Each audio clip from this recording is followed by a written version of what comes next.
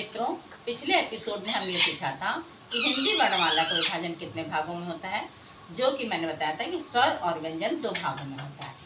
इसके आगे हम आज देखते हैं कि स्वरों का विभाजन और किस आधार पर किया जा सकता है। तो आइए, स्वरों का विभाजन मात्रा के आधार पर भी किया जा सकता है, जो कि 3 भागों में होता है।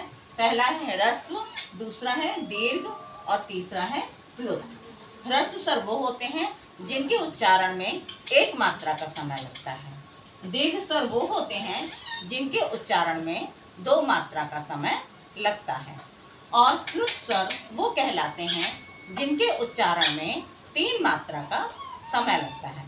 आइए इनके उदाहरण देखते हैं। ह्रस्व स्वर जैसे कि आ, ई, उ, री।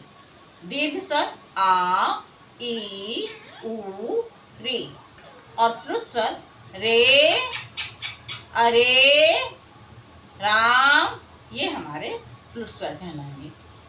इसके पश्चात जीवा के आधार पर भी स्वरों का विभाजन होता है।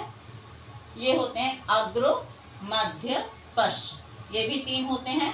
और जीवा जिनके उच्चारण में जीवा का अग्रभाग उठता है वो अग्र स्वर कहलाते हैं, जैसे ई, ए, ऐ। जिन स्वरों के उच्चारण में जीवा का मध्य भाग ऊपर उठता है वे मध्य स्वर कहलाते हैं, जैसे आ। और जिन स्वरों के उच्चारण में जीवा का पश्च भाग उठता है ऊपर, तो वो कहलाते हैं पश्च स्वर, जैसे आ, उ, ओ, औ। वो स्वर होते हैं जिनका प्रयोग हम अंग्रेजी शब्दों के उच्चारण में करते हैं।